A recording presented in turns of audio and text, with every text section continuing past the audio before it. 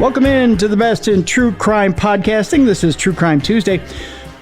Folks, we have got a show for you. I'll tell you that. Let's put it this way. I want you to imagine, if you will, that you are serving our country. And you're doing your best. And you've been serving your country for quite a while now.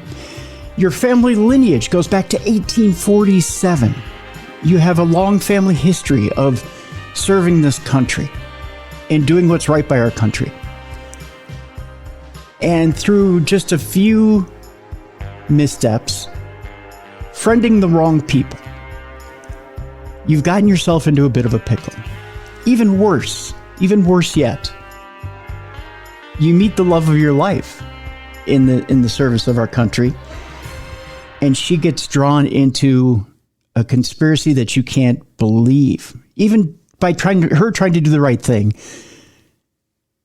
she loses her life. And what's worse yet, you get blamed for the murder. And you had nothing to do with it. All you did was during your lunch break. You picked her up, you dropped her off at home with some groceries. You have a newborn. You're married. She just went to drop off the groceries. She went to have her lunch. You had to get back on time because you're trying to be an upstanding member of your troop and get your stuff done and be an upstanding member of the armed services. Your wife dies. But the finger is pointed on you and you're thrown away into a cell and the key is thrown away. And there you sit. And meanwhile, this isn't conspiracy theory. This is conspiracy fact. There are things in the background that are much bigger than you, much bigger than I, much bigger than your local authorities going on to keep you there. It's chilling, folks. I know you might say, well, Tim, that kind of sounds like a little bit of a wackadoodle theory. What if I told you everything was written out in diaries? Everything was documented. Everything was in black and white. It was right there for you to read. But from the word go, from the word Jump Street, procedures weren't followed. There was documentation. And everything was in line and pointing to somebody else. But it was all purposely ignored. Sound intriguing? Well, I'll tell you, we're going to get to our guest here in just a second. Let me tell you about our guest. William J. Craig is the author of the book that we're going to talk about today. The book is called All Along the Watchtower, Murder at Fort Devens. And I'll tell you, folks, I spent some time with this book, and I was not only intrigued, I was horrified by the ending of this book. And you will be too when you pick it up and you read it. Just horrified. Will has learned the craft of writing as an apprentice under his cousin, William Craig, who wrote The Fall of Japan, Enemy at the Gates, and the Tashkent Crisis. He's also working on one project or another at any different time during his career.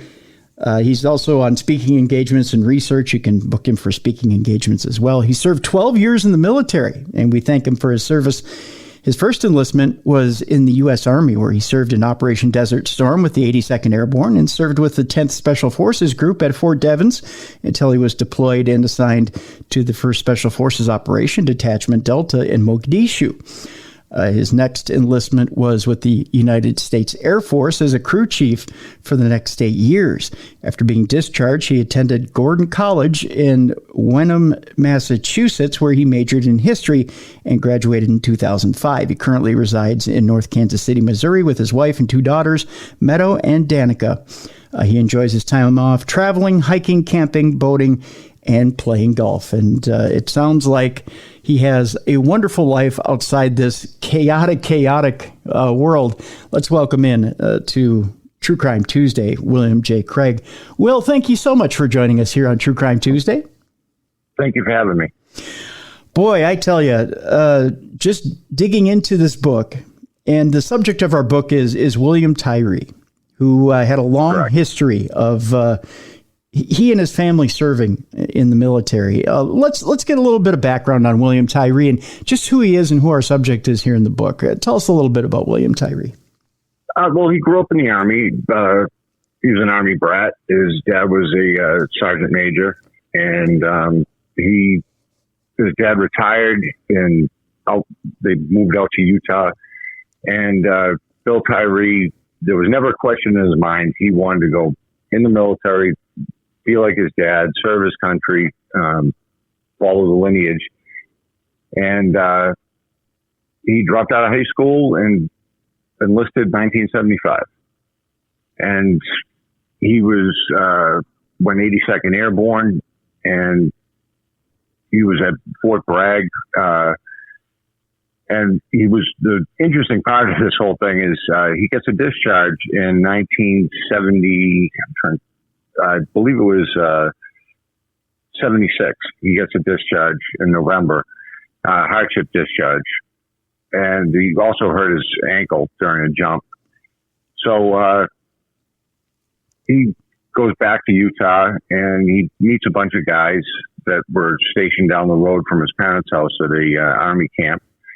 And they're from 10 Special Forces. And he just happens to see a fight break out at a local bar, and this Army kid beats the hell out of another guy. And he looks at after the fight was over and stuff, and he says, I get the same training as you. And they get to talking, and he becomes friends with the group that's stationed down the road.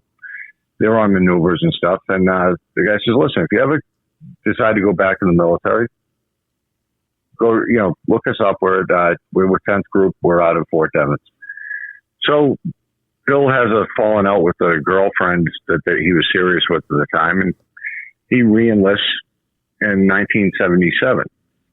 And he reports to Fort Lee, Virginia. It's kind of odd to the cadre there, the hierarchy, because he's got a jump status. He's got all this type of training, and Fort Lee was more administrative. Mm-hmm. Well, while he's at Fort Lee, he meets a girl by the name of Elaine Tyree. They fall in love, whirlwind romance, and next thing you know, he's getting deployed off to. He got orders to. He's being reassigned to 10th Group at Fort Devens. Now, William, let me stop you right there, because it's kind of unusual how he and Elaine meet. I want you to kind of flesh out a little bit about how he and Elaine meet and how quickly they really mesh. Tell us a little bit about Elaine and how she and Bill meet. Okay, Elaine was a very quiet, mild-mannered type personality. And she just happened to attend a party at a hotel, and Bill and his friends were jumping from the second balcony into the pool. And she was a little intimidated, I think, when she first met him. And Bill was a good-looking kid. He was both, at the time, he was 6'2", solid muscle, blonde hair. And she kind of came off like she was kind of scared of him, more or less, and intimidated. And a couple of weeks later, he bumps into her again she took his seat at the mess hall.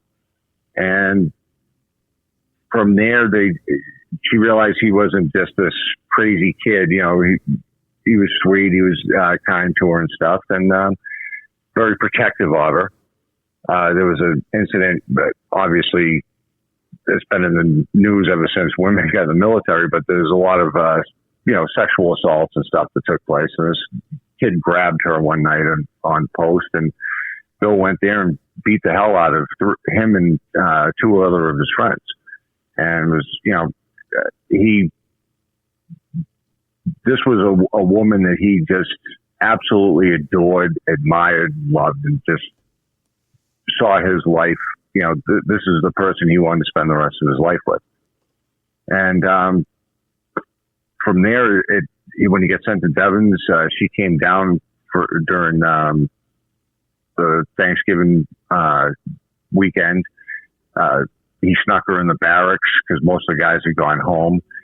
And Elaine's like, well, if they want to look at me in the shower, they got to be naked too. And, kind of had a very laid back attitude towards things. She didn't get caught up in a lot of the stuff that went on. She was kept diaries constantly. She was always writing. It was, I don't know whether it was therapy for her or just, she's from Maryland, just a country girl type, joined the military, want to see the world a little bit. And, she absolutely was like in love with Bill. Once Bill got to Devens, he got, because of the fight with the guy that assaulted her, his hand got infected, and he was in the hospital for a little bit. And he called her up and said, just basically asked if she'd marry him, and she said yes.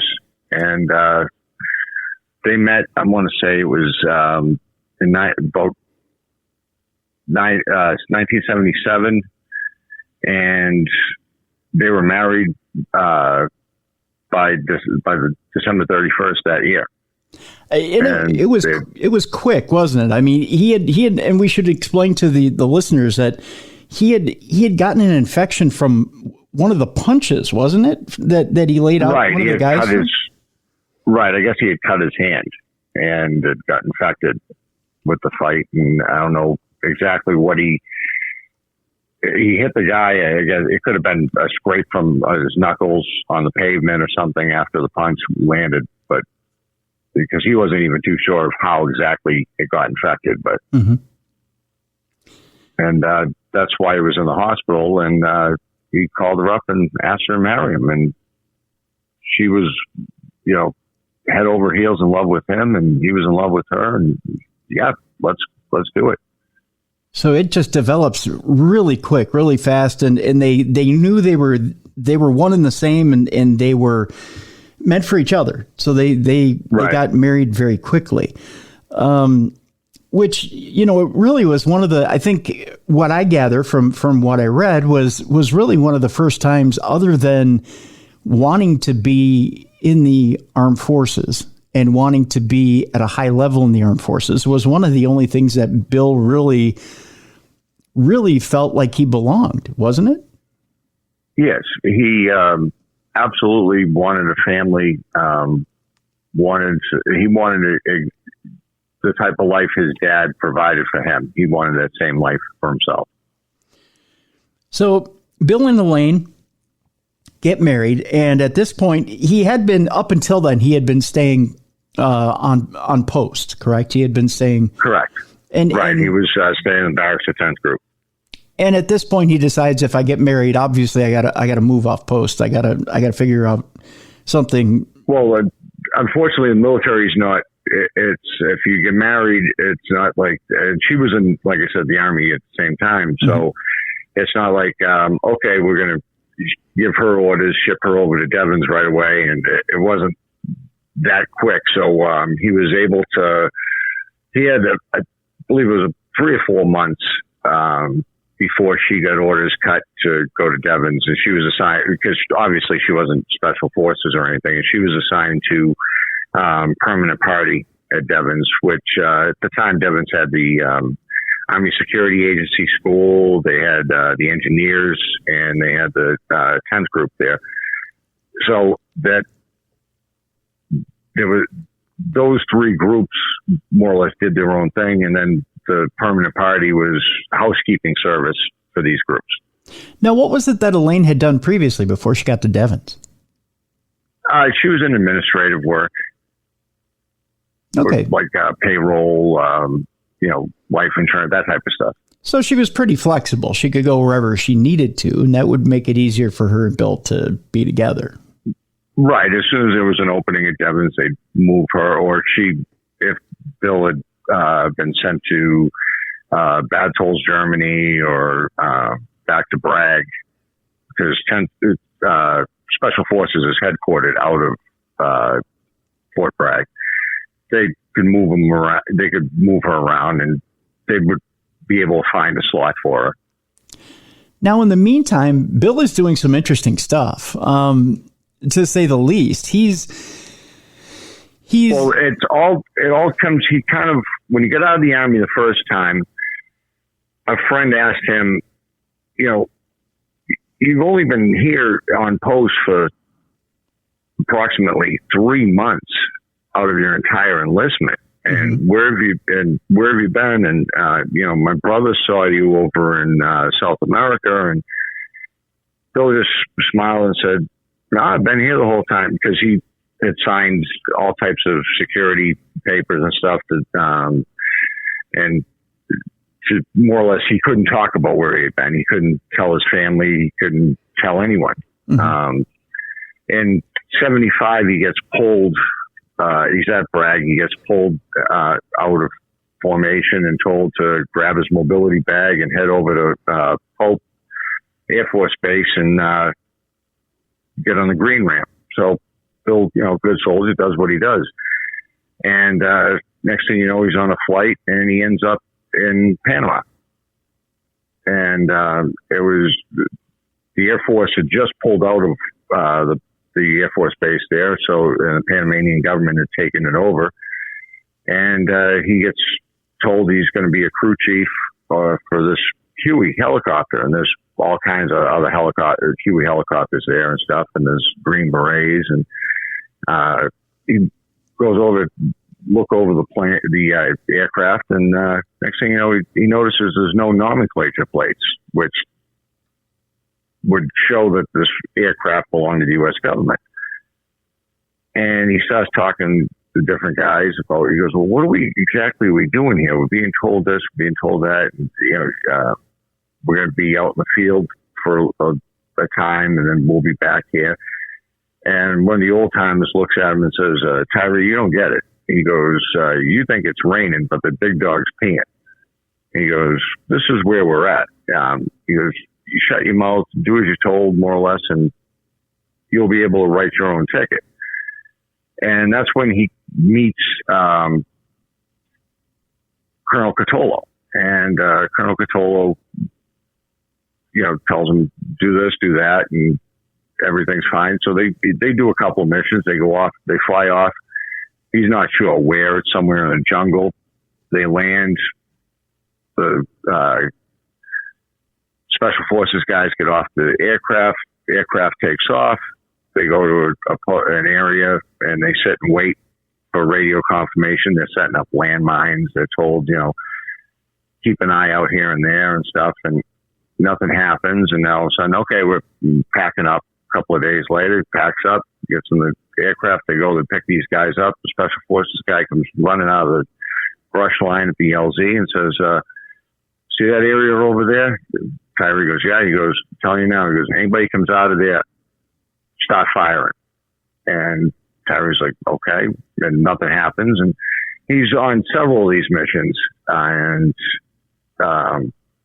there was one time there was a firefight and a couple of guys have been hit and stuff. And he's gotten commendations for this and everything. And at this time, he also meets another guy by the name of Colonel Carone.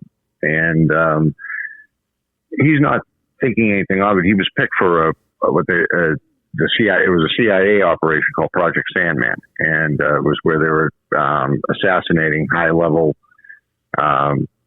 military personnel. And he goes out in this area, takes a shot, kills the guy, gets back on, and him and Carone and Catolo, they all kind of know each other. Then he's out of the military. Then he's back in again in 77, and he's stationed at Devens under General John Ciaccavelli, the chairman of the Joint Chiefs of Staff under Clinton. His brother was head of Special Forces 10th Group at Devens at the time. And Bill's working in 10th Group FST, which is supply, and he's learning the ropes, and he's full flash qualified by now.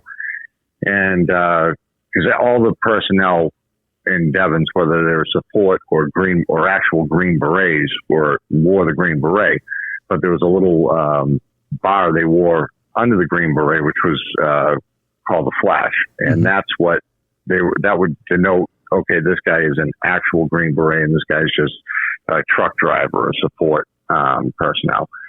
So he's doing that, and Catolo, they have a big ceremony. Ciaccavelli hands over the reins of 10th Group to Catolo.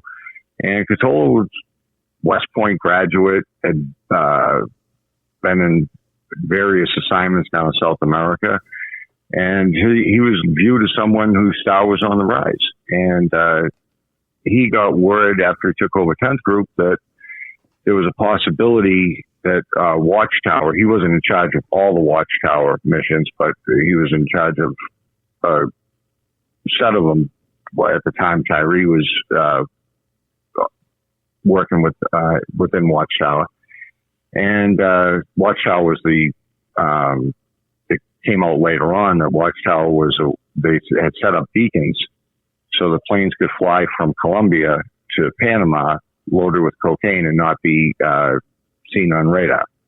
Okay. And Bill caught on to this when he was down in Panama. He witnessed the bales being unloaded by the Panamanian government and stuff, and he realized, okay, this is, way above my pay grade.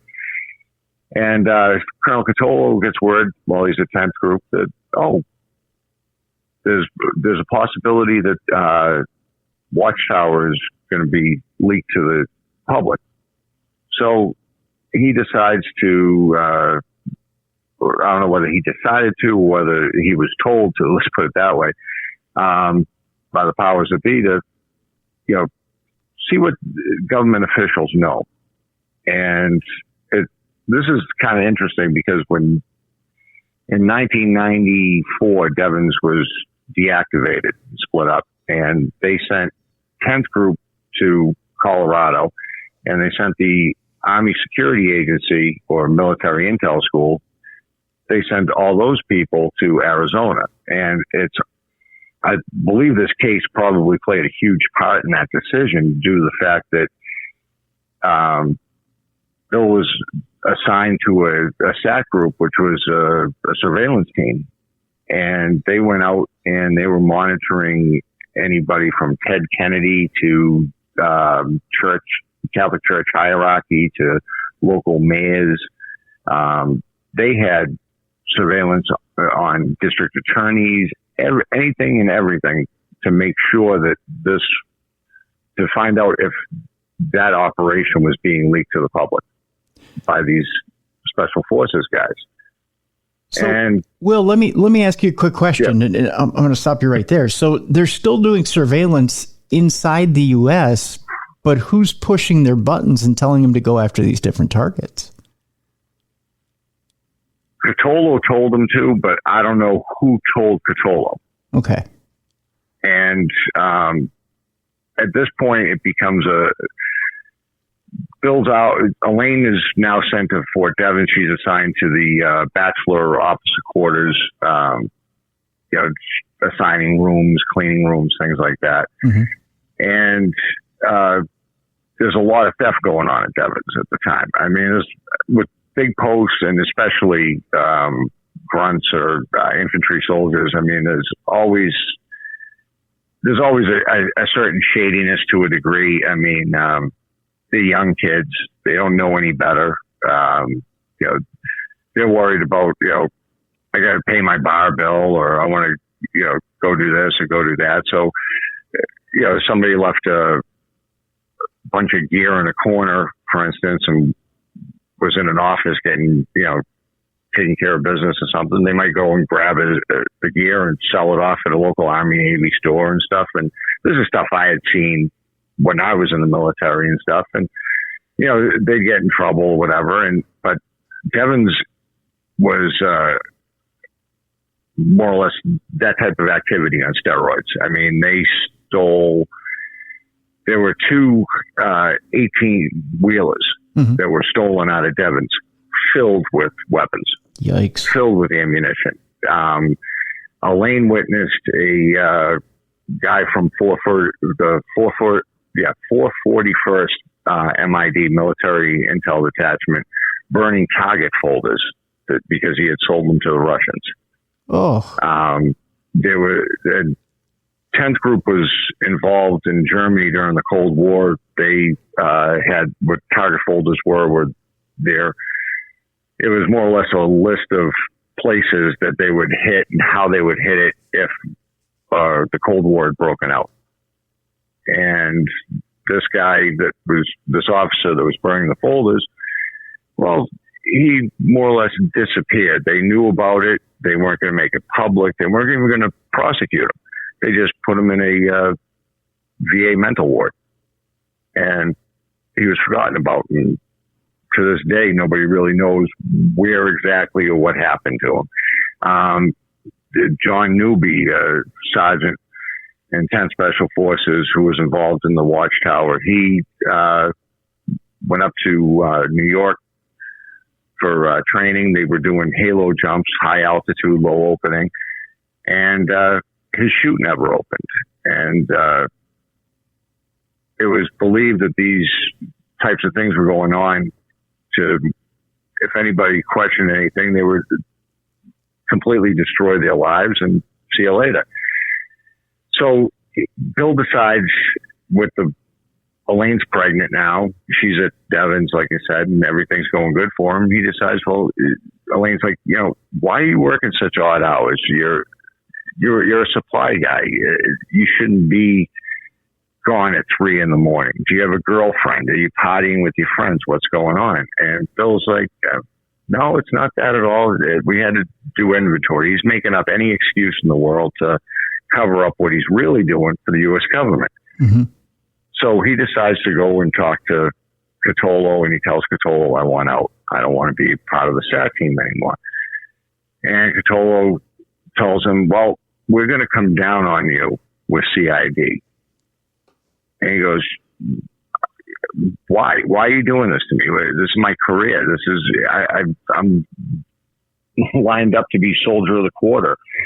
I've been given accommodations. This is insane to me. And Catolo says, no. He goes, listen, it's an Article 15. It's not the end of the world. And it's a little slap in the wrist. And so Bill's like, well, we'll see what happens. All of a sudden,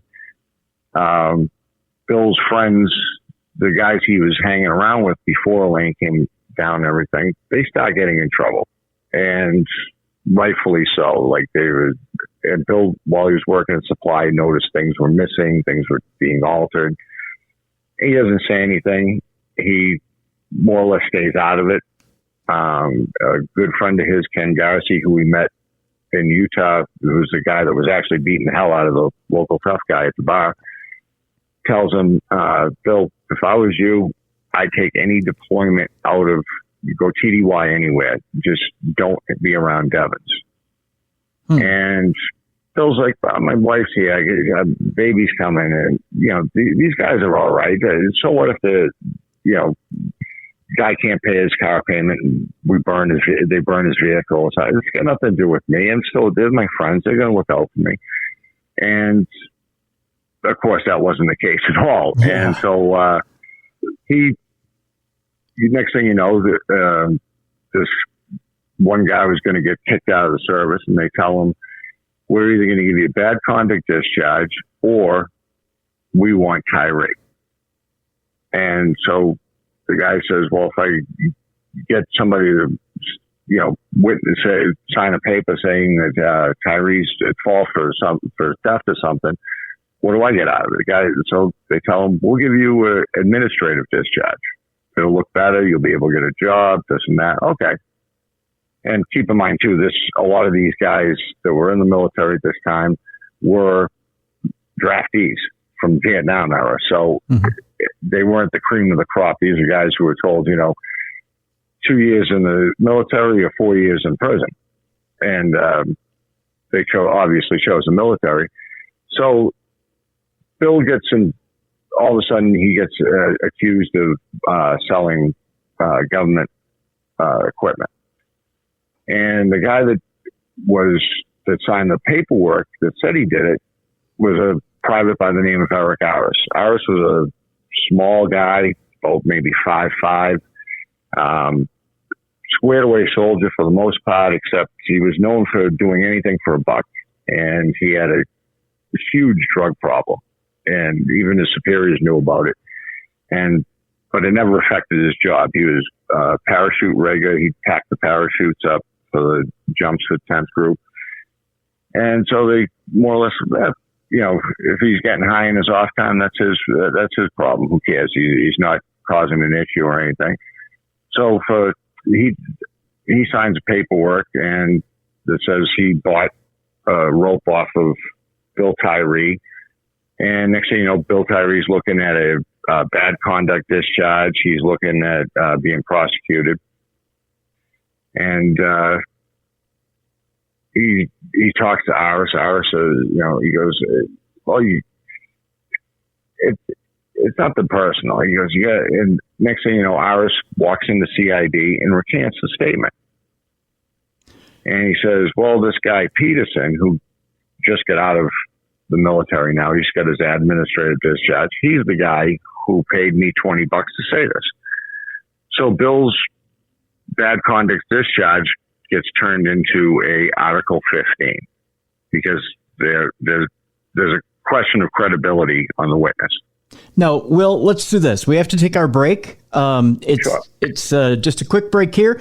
When we come back, we'll find out what's going on with that Article 15 and the beginning of Bill's downfall here in the service, and then something much more shocking happening, which sets up the entire second half of the book, which is stunning to say the least.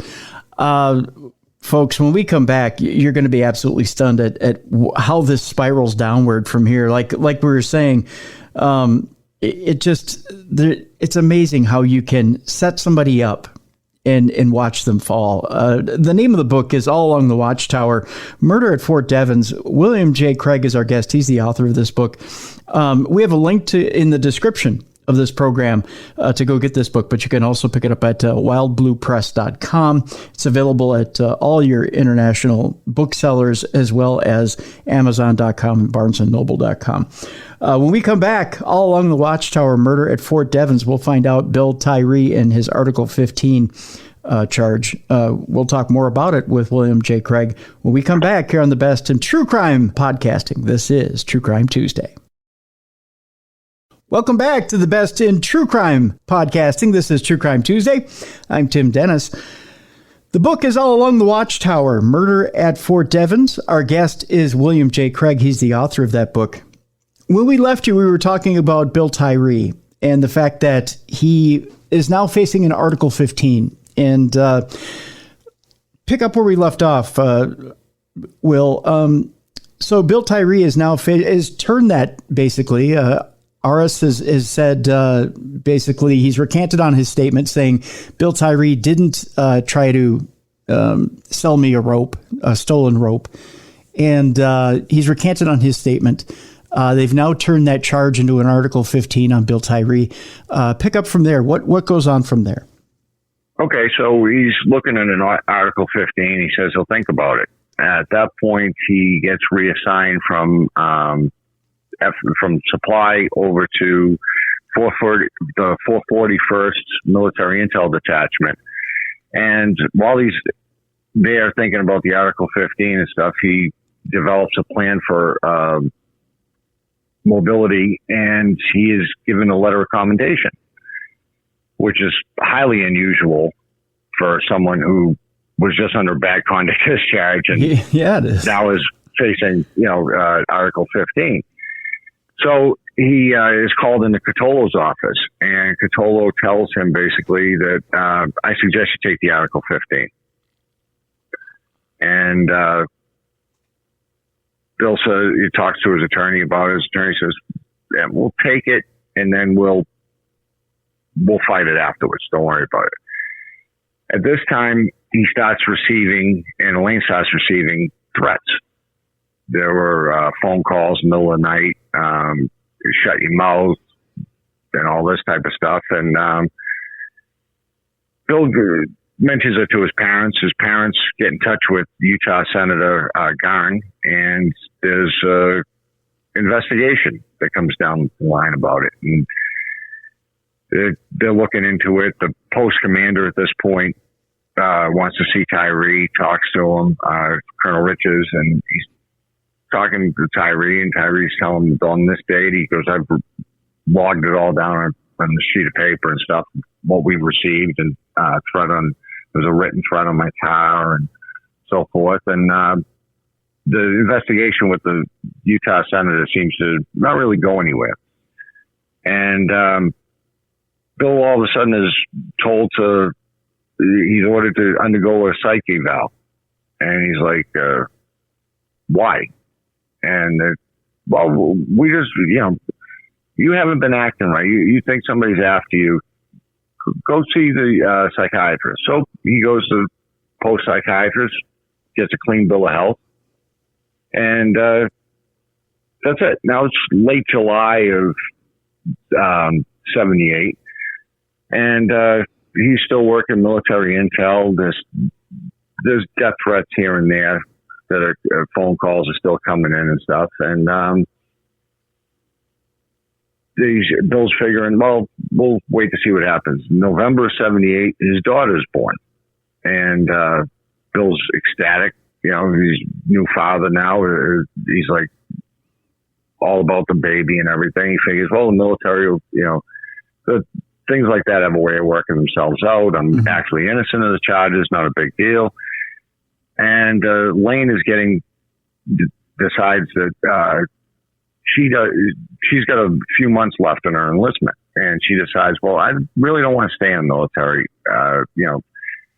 So Bill says, well, do you want to go back to Utah? Do you want to, with my family, do you want to go down to Maryland with yours, or what do you want to do? So as they're discussing this and everything, they decide, well, we're going to, she goes, I'll stay with you.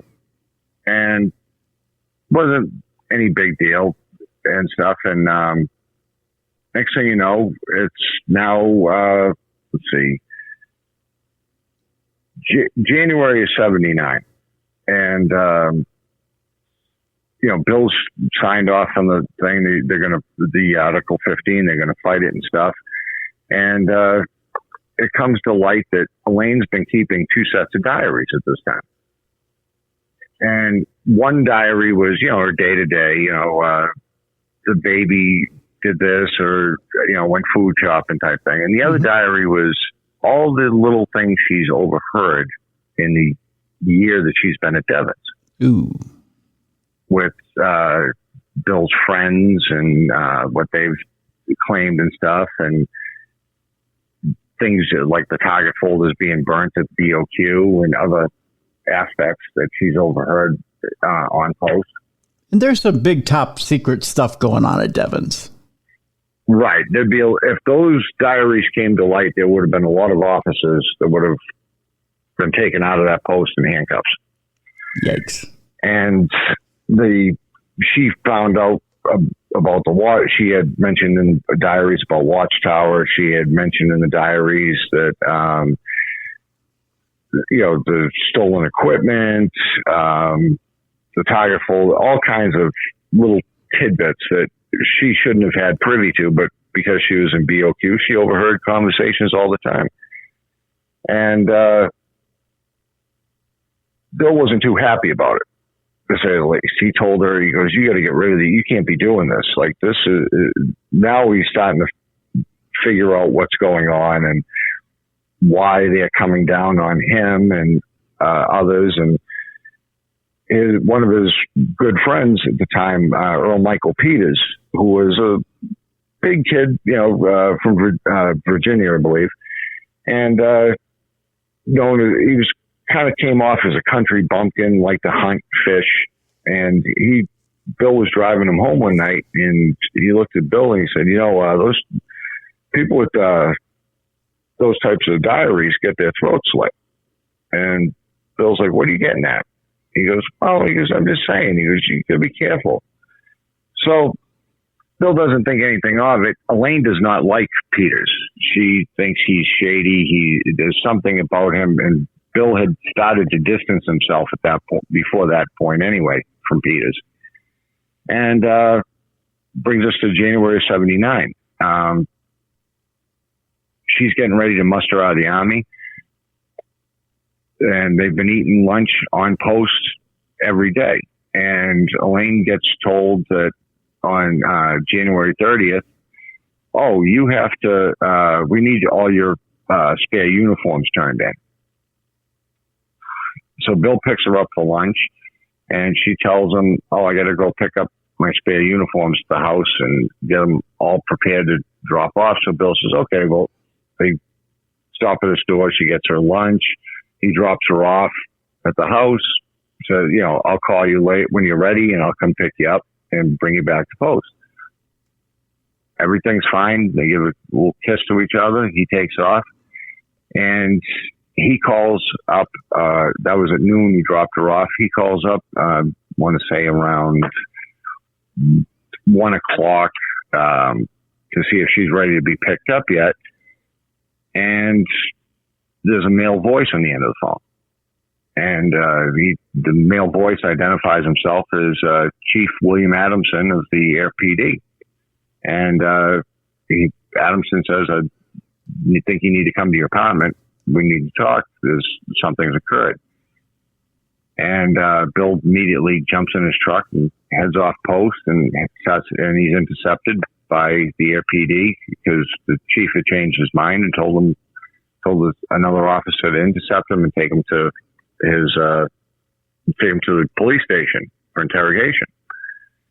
And what happened was that after Bill had drove off, Elaine went in the apartment, and the upstairs neighbor, Miss Elliott's, heard Elaine scream and say, "Get away from me! Get out of here!"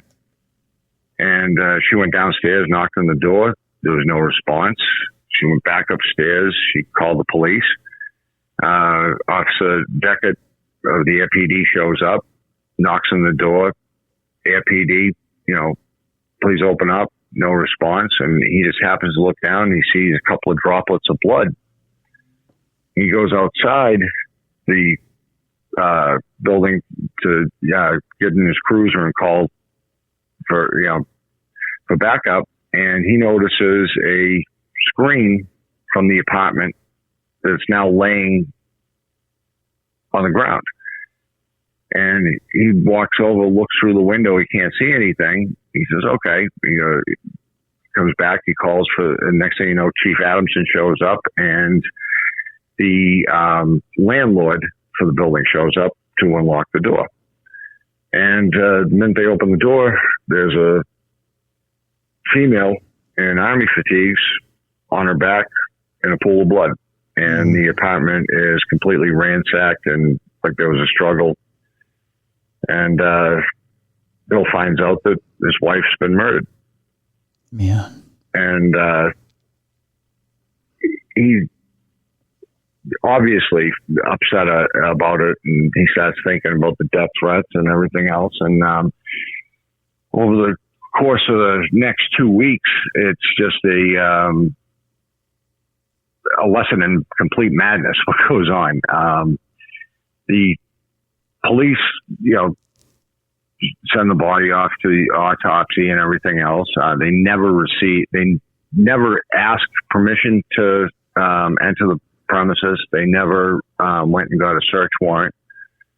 The state police become involved. When the murder occurred, they called, obviously, they knew it was a soldier, so they called off-post liaison's office, and they came down. Well, the two guys that were investigating Tyree at Army CID decide there were no phone calls, no requests for assistance, nothing from Air PD. They showed up the minute they heard that Elaine Tyree had been murdered off post. And they start their own investigation, and which was completely out of protocol. There was no reason for them to investigate. It wasn't their jurisdiction.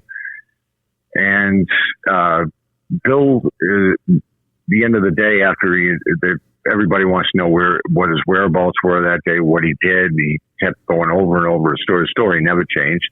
Mm-hmm. He goes back to post, and Colonel Catolo puts him under guard, which was another unusual thing, because when Army personnel is put under guard, it's usually because they're getting ready to be arrested, or they're suicidal, or but there was no reason for Bill wasn't suicidal. Right. He had gotten a clean bill of health from his mental eval a few months back. He never made a suicidal gesture or comments during the interviews and stuff. And they put him with Earl Michael Peters. I'm sorry, with Earl Michael Peters.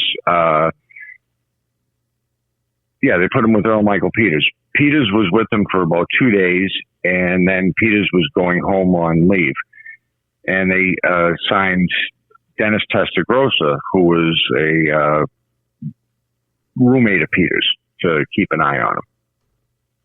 And Bill's, obviously being a Special Forces soldier, being an A-type personality, he wanted to know, he was going to figure out who did this.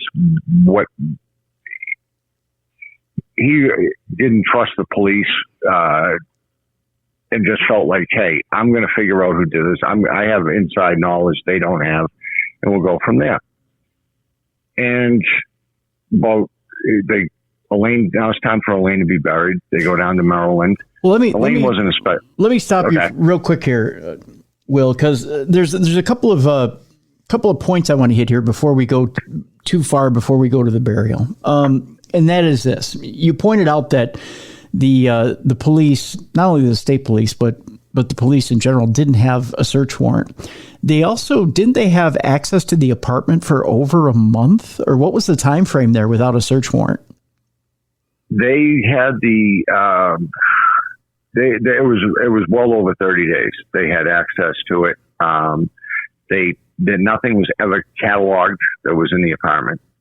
There was no chain of custody. That night, the only time they did receive permission was when Bill had to go to the apartment and pick up some stuff for the baby and pick up a dress for the funeral. And they asked if they could come in, and Bill said, yeah. And they took a couple of things off the fridge and that were on the table and stuff. And it was never documented what they took. There was also, on top of the refrigerator, there was a coffee can, and there were a couple of letters in that coffee can. Will you explain to people what those letters were and how they came into the case a little bit later to try and create some doubt in the case? Well, it's always been alleged that the set of diaries that Elaine kept on the criminal activity have never surfaced. And it's always been alleged that was the true motive for the crime. The district attorney's office tried to say, the crime was due to him wanting the insurance money. Well, Bill never attempted to go to the insurance companies and collect any of it. He was more concerned with finding his wife's killer. And they found a speeding ticket. I think it was from New York, and there were a couple of letters in there, and they grabbed those, and they were alleging that Bill brought forth a suit in the 80s stating that his civil rights had been violated, and Air PD in the state of Massachusetts, he proved in court that, and was awarded a sum of money and everything for the fact that there was never a search warrant involved and so forth. And they were ordered to give back everything they took. And to this day, nothing has ever been returned to Bill from what they took out of the apartment.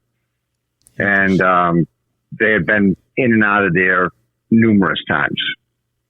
And the Chief Adamson admitted to it. Oh yeah, we went down there. We were discussing possible ways it happened, because Adamson originally thought the perpetrator was waiting outside in the hallway, and then they're saying no, he was inside, and they're trying to figure out exactly where it occurred and how it happened. But that was all a ruse, because Bill believes they were searching the apartment for those diaries. Yeah, and it certainly seems like they were. Yeah. Go ahead. I'm sorry. And okay, so so anyway, they're getting ready to. Elaine's body gets sent down to Maryland to be buried.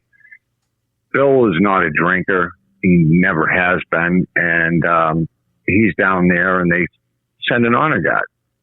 And these were all special forces and military intel guys. And Bill didn't think anything of it right away. Only years later, Elaine wasn't a special forces soldier. an honor guard should have been should have been people made up of people that were permanent party. He believes these guys were sent down there to keep an eye on him. And Bill poured about probably $60 to $100 worth of good booze down his throat, and he has a breakdown. And he's flipping out, and they take Bill and they send him to Walter Reed Army Hospital for eval. He's down there for a couple of days. Obviously, they realized, okay, it was the alcohol that was involved that caused him to, he was having delusions. He didn't know who to trust. He was a man without a country, basically. Mm-hmm. And so he comes back. I'm straight now. I'm good. Okay. And he goes to mess hall one morning on February 13th, and Earl Michael Peters sits down across from him and tells him, I got a feeling that murder weapon is wrapped in plastic and it's still around. He goes, in fact, I think Aris is the one who did it.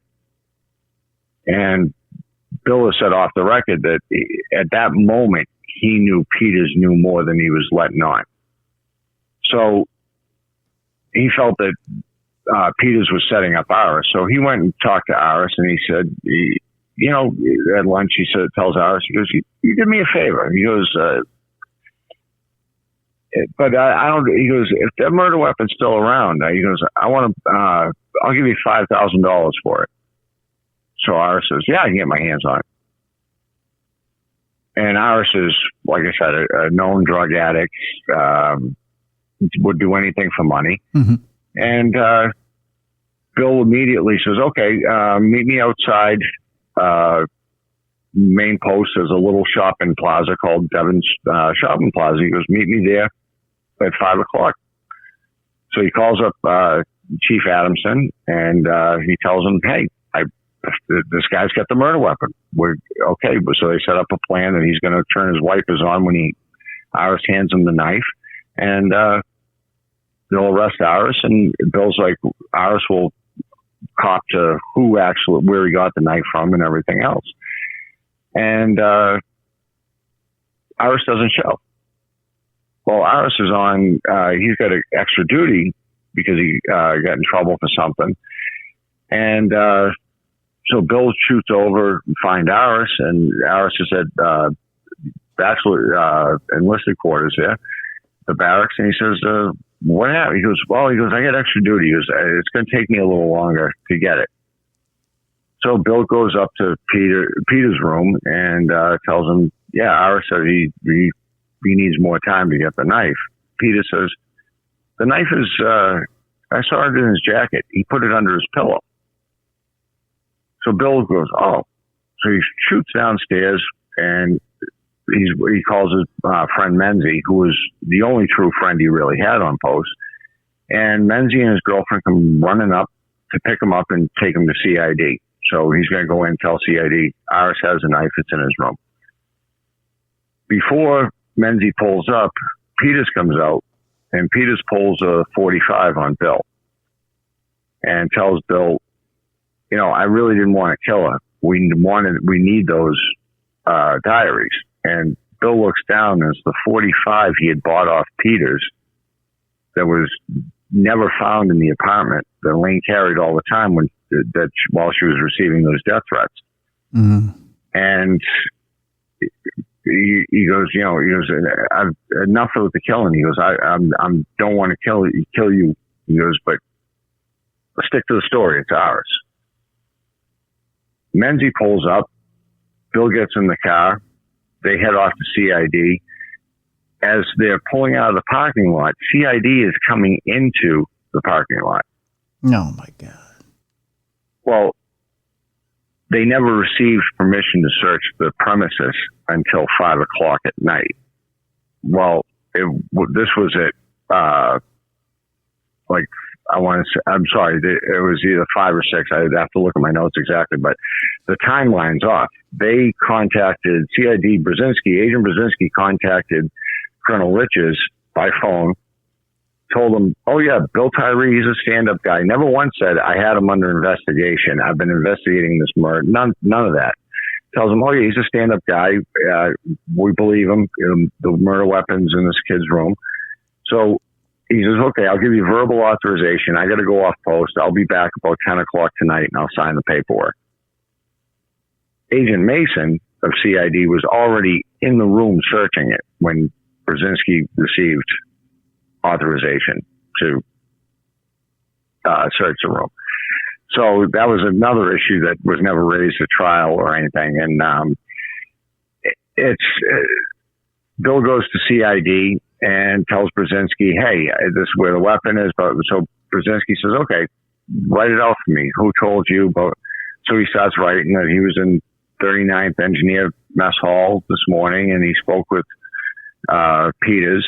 And Brzezinski comes in, reads it, tears it up, and says, put Aris's name down. He goes, but it isn't how it happened. Put Aris's name down. After about the third time, Bill complies with what they want. Now he's being held there without being arrested. They walk in Aris's room. They find the knife wrapped in plastic, with blood stains on it, under a pillow. And Aris is placed under arrest. He's brought down to CID. They know he's high. They found a footlocker filled with pills, everything from Quaaludes to Percocets to the Klonopins, all kinds of things. And he's never charged with the drug. It's never even mentioned except for the inventory of Aris's room.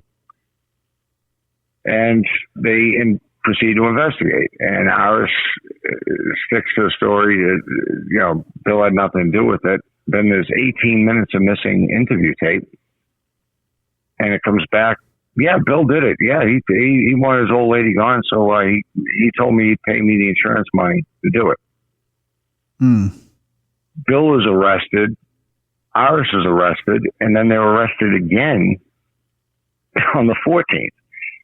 And he immediately gets shot up to the House of Correction in Billerica. And he receives a couple of letters, and it appears to be Earl Michael Peters' confessions saying why he did it. And it's coming out of Devens, the envelopes and all this. And he notified his attorney at the time and stuff, and they decide, well, we're going to have a probable cause hearing. And this turns into the longest probable cause hearing in the history of Massachusetts. And Judge Killam, wonderful judge, and he, about 2 days into the trial, he realizes the testimony is being coached. Something's not right here. So he warns Chief Adamson, you better not be coaching these people who are testifying, or you're going to be in serious trouble. So a lady came in and starts testifying that, Bill hit on me and while his daughter was being born in the hospital. And something didn't sit right with the judge. So he turns around and says, well, did you receive any phone calls from Chief Adamson? Oh yeah, I received one last night telling me what to say in court. So the judge immediately looks at Adamson, tells him to stand up. He goes, do you know where the House of Correction is in Billerica? And Adamson says, yes. He goes, well, I suggest you stop doing what I told you to stop doing yesterday. He goes, or you'll be going there in handcuffs. So now these people testifying aren't being intimidated into what they're supposed to say. And it comes to Earl Michael Peters' testimony, and the judge, which is highly unusual in probable cause hearing, he wants to question this guy. And he starts talking to him. He says, well, how do you get an animal? How do you do this? How do you do that? And the judge happened to be looking at the crime scene photos, and he sees a couch in the photo, and there was storage under this pull-out couch in Bill's apartment. And he says, okay. He goes, he asked the lawyers and stuff. He goes, well, what was in the? And Peter said, oh, well, I bought a shotgun rather. Bought a shotgun when I was with Bill and Elaine, and they stored it for me till I went on leave. So he's asked questions more and more, and it comes to light that this gun probably was there at the time of the crime scene. And the records are pulled from the arms room at 10th Group, and there's two different numbers that serial numbers that were put in for a gun Peters turned in, and Remington Firearms that sold the shotgun that Peters had purchased. That was never their serial number. And there's a huge investigation in this. And he says, okay, the numbers don't match up. The gun's missing. He says, the arms room, they found the receipt a week later in the trash that Peters, things like that weren't adding up. And the record books had been whited out, which I don't know if you're familiar with the military, but if you white out something when there's a huge issue with that because of the fact that the records ought to be kept, absolutely perfect. And it just there were too many issues with it. And so at the end of the probable cause hearing, Judge Killam turns around and decides, well, you know what? I don't want to go with, we're not prosecuting Tyree for murder. We're prosecuting, he obstructed justice by not cooperating with the police. Absolutely. And he's an accessory after the fact because of that. He goes, but I want Earl Michael Peters arrested for murder and Iris arrested for murder in the first degree as well. And accessory before and after the fact for both of them in conspiracy. And Chief Adamson refused to do it. And Bill leaves the courtroom thinking, hey, this is great. I've finally been vindicated, and next thing you know, he never leaves the prison cell because 8 days prior to the Judge Killam's decision, there was a secret grand jury indictment, which is another highly unusual. Yeah. Usually you'd be one or the other. Yeah. And so now he's in a fight for his life. From him and Iris are being prosecuted. And it seemed like Peters was the golden boy.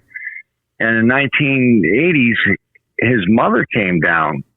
Tyree's mother came to the state of Massachusetts and decides, I'm going to file charges against Earl Michael Peters. Because Tyree had a feeling something wasn't right. Something's not being, he goes, the state of Massachusetts isn't telling us everything. And when she files charges against Peters, the paperwork comes out that the Supreme Judicial Court of Massachusetts says, Earl Michael Peters, no one can be arrested in this case unless we say so. That's never happened in a murder case ever. And this is the government's witness. So, but to backtrack a little bit, after the probable cause hearing, it comes out that the Air Courthouse had been bugged the entire time by a guy named Kaiser, who was the janitor. And he had a huge, very high security clearance in the military. He had been involved with the Army, the start of the Army Security Agency. This is one of the guys that was first on the ground after they dropped the bomb in Hiroshima. Wow. And the state police and the Air PD knew during the probable cause hearing that he had bugged every single courtroom, every single hallway. He had bugged the phone bank, the telephone banks. He knew every single thing that was going on, and he died shortly after his arrest, and the government destroys all these tapes.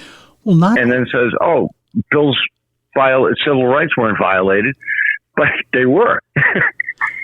The thing I found fascinating, Will, was not only had he bug the place, but he had figured out a way to. And there's a what was the judge's name? David Andrews, was that his name?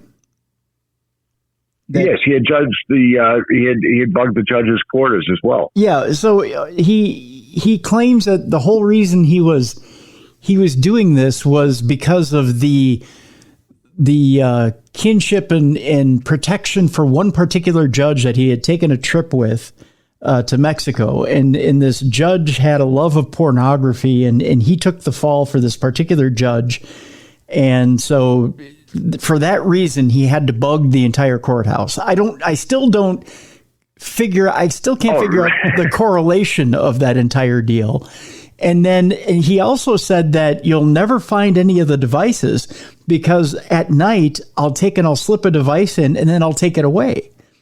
So that they didn't actually find too many of his devices, but they did take some of the limiters off the phone that kept the phone system going, because the phone system was actually connected to the payphone. Right. In the courthouse. So essentially they brought in a team to sweep for bugs, an independent team to sweep for bugs. And they did sweep for bugs, and they only found a few of Kaisen's bugs, and a microphone and some other things, and a box that controlled the microphone. So they did get some evidence of him bugging the courthout. And they found the tapes at his house. Right. But they also screwed up the limiter system in the phones that ran the courthouse phones, because they were being that thorough of getting everything that didn't look like it belonged in the phones, which I found ironic. I mean, it was, and to not immediately, declare like, okay, this guy's civil rights are definitely being violated here. There's people listening in. Where did these tapes go? Who had knowledge of it? The Army Security Agency, absolutely. The SAT teams, Operation Orwell, that Bill was involved with at the start when Controller took over 10th Group, that was still in operation. There's even been claims that they the SAT team witnessed who came out of that building when Elaine was killed. Mm. And that paperwork has never been found, or that came out in in 1980. Colonel Catolo was over in England on military maneuvers, and his vehicle hit a tree, and he died. And they said, well, he was a drunk. It was drunk driving. This is a guy, you wouldn't, if you were an alcoholic, you would not be in charge of 10th Group. You would not have had even his own children find it difficult to swallow that story. And, he might have a drink at a party or something. He was not known for frequenting bars or offices, clubs, or anything like that. And, he dies under suspicious circumstances. And an affidavit surfaced years later, and saying the SAT team witnessed this, and it's questionable as to whether he wrote it or not. And it doesn't sound like the way it is written does not sound like the way he spoke, according to his friends and family. And however, it's somebody that knew what was going on. I guess it may have produced it. No one really knows. There's Special Forces. Colonel Bo Riddick did an investigation into this. He was investigating Watchtower, and his findings. I mean, this is a guy who was highly decorated, John Wayne type personality, and some of the things some of his exploits, you could sit back and say, well, maybe it didn't happen quite like that or something, but I mean, he's proven that Operation Watchtower existed, and that Bill Tyree took place in it, and that there were all kinds of issues involved in Tyree's case that the powers that be are controlling.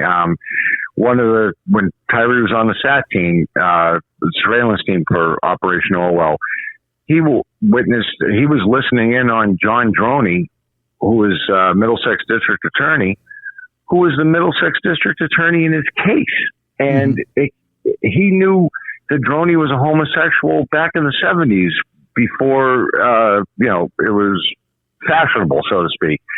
And he overheard things of Cambridge police murdering an escaped felon. And these are things that you can't make up. If he wasn't on Operation Orwell, he wouldn't have had knowledge to these things. And there's just so much to the story that it really, you really see how much involvement the government has in your life without realizing it. Yeah. And the whole Big Brother, dark state is ever present throughout this entire story. And like even Colonel Carone, who I mentioned earlier, his daughter, when here's a guy who grew up in New York,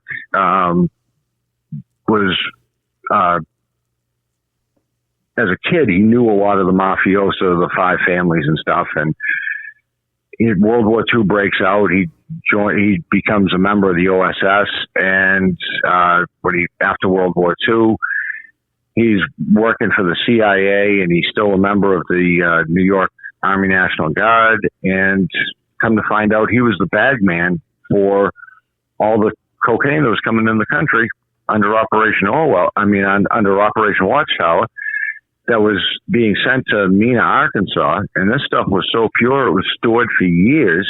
And this was the stuff of the crack epidemic of the 80s. Wow. And when he died, his daughter goes to the military funeral and everything. And the stone says Sergeant Carone. And she goes, "No, I got pictures. I got all the documentation. My father was a colonel." And she starts talking to a couple of former friends of her dad's, who were in high-ranking places in Washington. And they said, "Oh, we'll take care of it." And bam, it says Colonel Carone all of a sudden. And then she's like, but she had documentation of different bank accounts and stuff that were completely wiped. And even if you look at Bill's case, here's a guy, he's convicted of murder, and he receives an honorable discharge. That's crazy. This is a one-of-a-kind case. And his entire, in the military, they have what they call a 201 file on service members, or at least they used to. I don't know if it's still there now, but a 201 file is places you've trained and different accommodations, things like that. And Bill's entire file has been sanitized to the point where his jump status was removed. And then under FOIA, he requested some paperwork, and all of a sudden there's in the paperwork he receives is one of his pay stubs showing that he had jump status. So then they had to add airborne qualified back onto his record. And no time in the history of the United States military has anyone ever been convicted of murder while in the service and had received an honorable discharge. And Eric Aris, I've talked to during the course of the 10 plus years I've been involved in this story, and he recanted his statements about, recanted his statement that Bill had anything to do with the murder. He says he doesn't even remember what went on. He was so high.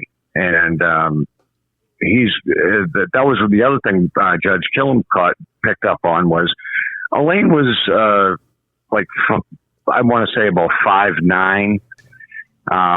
She wasn't fat or anything. She was, a little heavy set, and she had stab wounds in the top of her head. How would a guy, and she had training in personal defense. Yeah. So how would a guy that was 5'5" at the most be able to inflict those kind of wounds on her body? Peters was 6'2", much bigger than Elaine. And that was the other thing with the course of when Bill's mother came up in the 80s and tried to file charges against Earl Michael Peters again. She got an affidavit from the landlord that said she saw that the landlord saw Earl Michael Peters walking through the parking lot of the apartment buildings, and he was carrying a green and white Remington shotgun box. Which is the most damning evidence of all. Right. And then there was another witness that they had received, Vias Williams, who was in the Army. He was never called to testify in probable cause. The Army more or less buried him. He was in the adjoining building and home at the time of the murders, and he witnessed a guy running through. He was on the second floor, and he witnessed a guy running behind the building on ice and snow. And he said, and they showed him pictures of ours. He said, that's not him. And he was driven around by CID on post. And what about this? No, he never was able to point out who it was. And you kind of wonder why. Was it because of the fact that Peters was sent on leave at the time? After the murder occurred, 2 days later, Peters was, off post. Mm-hmm. So was it purposely covered up? Peters was never dragged before, in any lineup or anything. And then Peters went in after Bill got arrested. Peters goes into CID the next day and gives testimony that Bill wanted to know if he could take a shot from, I think it was 300 yards and hit a moving target. If, like, say, him and his wife were driving down a road. Why wouldn't, if somebody had come to me and said that, immediately I would have gone and reported it. Yeah. I wouldn't have waited months till after she died, after he was arrested. And then Dennis Testagrossa came in and made a statement against Bill Tyree too. And it was just so illogical the way even Helen Keller could see the writing on the wall on this one. Yeah, very true. Very true. I want to kind of leave things where they are right now, because there is some, and we'll just say this, Will, at the end of this book, if you ever want to be shocked to your core, you leave it at a place where, let's just say, the next generation is following up on some things, and they just so happen to run into Bill Tyree. It's they're following up on some things, and they cross the path of Bill Tyree. And what they follow up on absolutely astonishes, I think, everyone. If you're not astonished by it, you're not living and breathing. And it will absolutely shock you as to how deep the roots of this thing really is, and how and just how corruption runs through our country. Right. I've said it before, and again, that we don't tend to make too many political statements on this program, but I've said it before on the show. I've worked in radio for over 30 years, and I've worked on both sides of the fence in radio. And I've tried to tell people this, and they just don't believe me, Will. And I say to them, there's no such thing as left or right. There's no such thing as a Democrat or a Republican. They're all in bed together. It's all a show. Right. They put on a show in front of the cameras for you. And then they all sit and slap each other on the back and shake hands and have a drink when the cameras are shut off in private. And it's a business. It really is a business. And people just don't believe it. They really do believe the stuff that is shilled to them in front of the cameras. And some of them to a point where if they could just see some of this stuff from behind the scenes, it would turn their stomach. Yeah. Oh, absolutely. It's in this case is I'd say a prime example of that.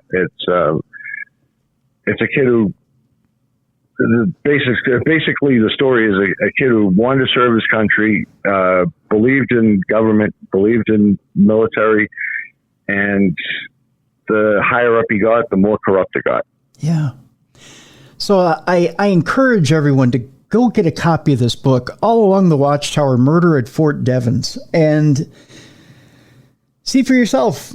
You know, it's there. There are, and let me preface it by saying this: there are good people out there that try to do good work, and really do try to uphold the Constitution of the United States, that do try to make change within this country, that do try to uphold the vision of the Founding Fathers. And then you do have the people that come in and see the opportunity to take everything for what it's worth and try to line their pockets. There's a combination of both. But our guest, William J. Craig, has done a beautiful job of turning the light on the darkness in this book, because it's there, folks. And by gosh, it's all mapped out for you. Will, I want to thank you so much for being on the program today, and thank you so much for writing this book. It is just an example of how just a quick couple of turns can put you in a position where your life is thrown away. Right. Yeah, I just I don't know what to say other than that. It's just unspeakable. You know, I just for the audience, we can tell them this much: Bill is still in prison, isn't he? Yes, he is. It's been over 40 years. That's a shame. It's a shame indeed. Will, what do you have on the horizon, and how can people look you up or follow you? I'm on Facebook, William J. Craig, author.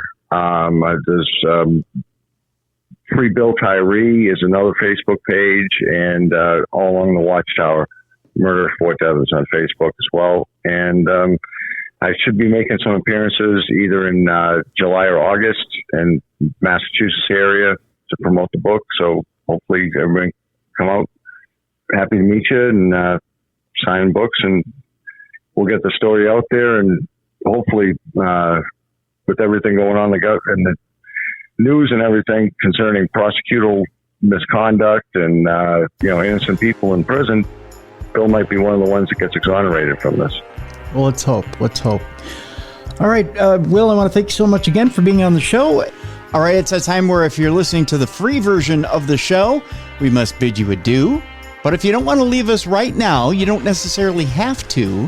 What you can do is you can go to Stitcher.com, click on the subscribe button under Stitcher Premium. That will get you to listen to Dumb Crime, Stupid Criminals. That'll get you to listen to the ad-free version of Darkness Radio. And that'll get you to listen to hundreds of podcasts ad-free and expand your audio horizons more than you could possibly ever imagine. And the best thing is you can do it for just $5 a month. Do it right now. Go to Stitcher.com, click on that premium button, subscribe to Stitcher Premium for just $5 a month. You'll get Dumb Crime, Stupid Criminals as far as True Crime Tuesday. You'll get an ad-free Darkness Radio. And of course, you'll get hundreds of podcasts ad-free and expand those audio horizons.